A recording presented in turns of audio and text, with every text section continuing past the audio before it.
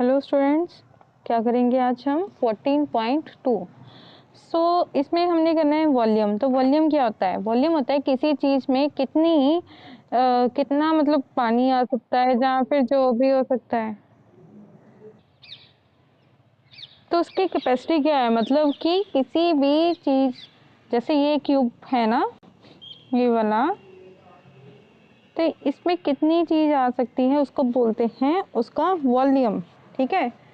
और जो वॉल्यूम होता है ना, वो हमेशा 3D में होता है। जैसे स्क्वायर, सर्कल, ये चीज़ें क्या होती है, इसमें कोई चीज़ थोड़ी ना आ सकती।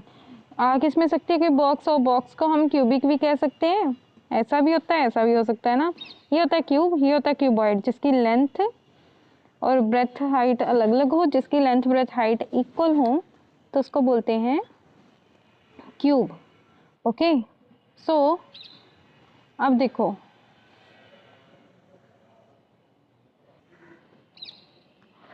देखो, जो क्यूब होता है ना, ऐसी शेप हो अगर, उसका क्या फॉर्मूला होता है? इसका होता है, इसकी जो होती है ना, हमेशा एक साइड ही होती है। ठीक है। साइड को मैंने ए दे दिया, ए क्यूब लिख सकते हैं, या फिर ए इंटू ए। ये होता है इसका वॉल्यूम।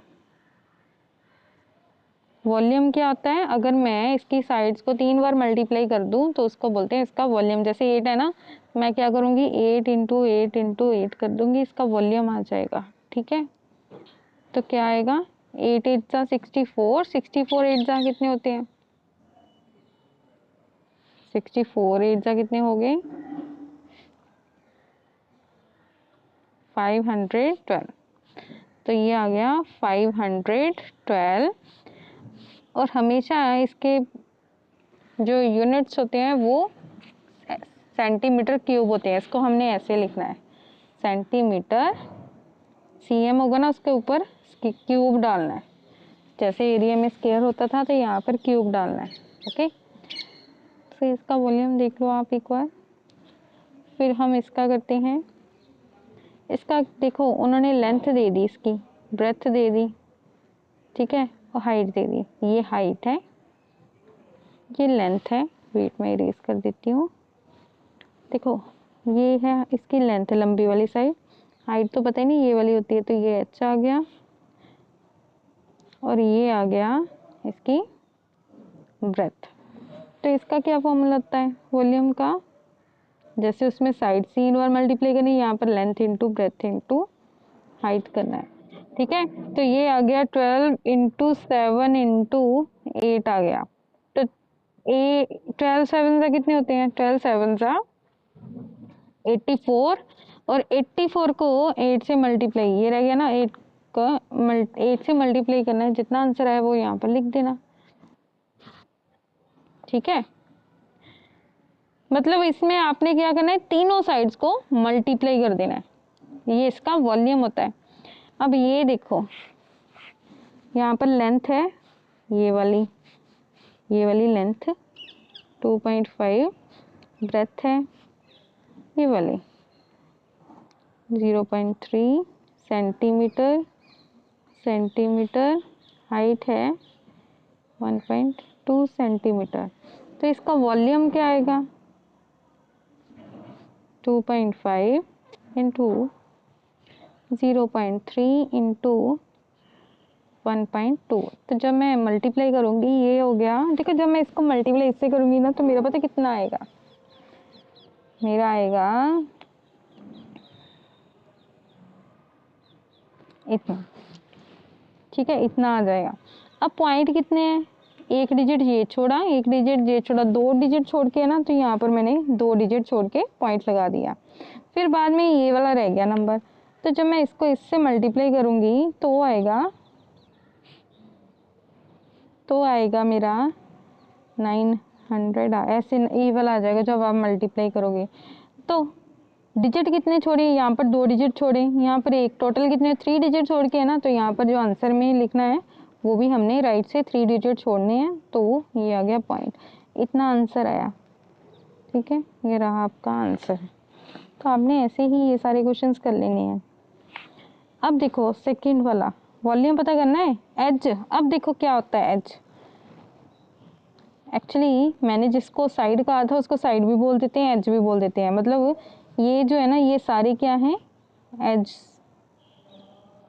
ठीक है, अब एज कितना दे दिया 8, ये भी सेम ही है तो एक ही एज आएगा इसमें, इसमें सारे एज होते हैं। तो अब सेकंड वाले में उन्होंने क्या किया, एज दे दिया।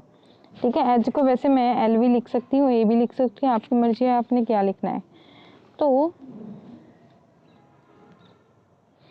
देखो जो एज है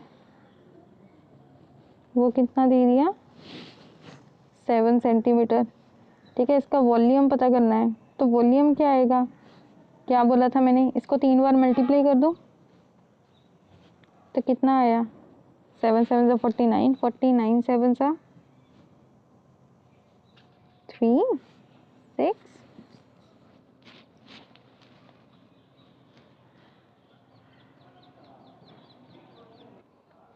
तो देखो यहाँ पर कितना आया 343 सेंटीमीटर स्क्वायर, इतना आ गया आपका आंसर। ओके, ऐसे ही सारे आपने 3 बार मल्टीप्लाई करना है और उसका आंसर निकाल देना है। जैसे एक क्वेश्चन और दिया हुआ है यहाँ पर, कौन सा करूँ मैं, सबसे बड़ी वाला ही कर देती हूँ जिसमें सबसे बड़ा और जो डिफ़िकल्ट लग रहा है, डिफ़िकल्ट तो है नहीं वैसे कोई भी, ये एज है। ठीक है, तो इसका वॉल्यूम क्या आएगा 9.5 इंटू 9.5 इंटू 9.5। तो जब मैं इसको इससे मल्टीप्लाई करूँगी वो कितना आएगा देखते हैं। तो 90454, तो ये 2 डिजिट छोड़ के है ना, तो 2 डिजिट छोड़ के हमने पॉइंट लगा देना है, ये तो रह गया। अब आपने क्या करना है, इसको भी इससे मल्टीप्लाई करना है, जितना भी आ रहा है उसको पॉइंट कितने छोड़ के लगाना है आपने डिजिट आंसर में। यहाँ पर 2 डिजिट छोड़े हैं, यहाँ पर 1, मतलब टोटल मिला के 3 डिजिट्स हो गए। ठीक है, तो यहाँ पर आंसर लिखना है, फिर बाद में राइट से हमने काउंट करते जाना है, 3 डिजिट छोड़ के आंसर पॉइंट लगा देना है। तो ये थे आपके 2 क्वेश्चंस। ठीक है, मैंने ये वाला करवाया, इसका भी मल्टीप्लाई थोड़ा सा रहता है वो कर लेना, ये वाला बाकी आप कर लो। यहाँ पर आंसर में देखो मिलीमीटर है ना, तो आपने मिलीमीटर क्यूब लिखना है। ठीक है, मतलब ऊपर 3 डाल देना, उसके जो कैप लगा देती है ना। अब फाइंड द वॉल्यूम डायमेंशन इनका, पहले जैसे ये वाला था इसमें एज दिए थे, यहाँ पर लेंथ ब्रेथ हाइट दे दी। फॉर्मूला क्या होता है, length into breadth into height. ठीक है, तो आपने ऐसे कर लेने हैं, ये वाला कर देती हूँ मैं।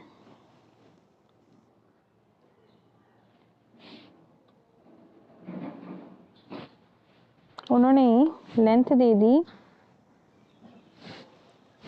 13.5, ब्रेथ दे दी 5.3, हाइट दे दी 4.1।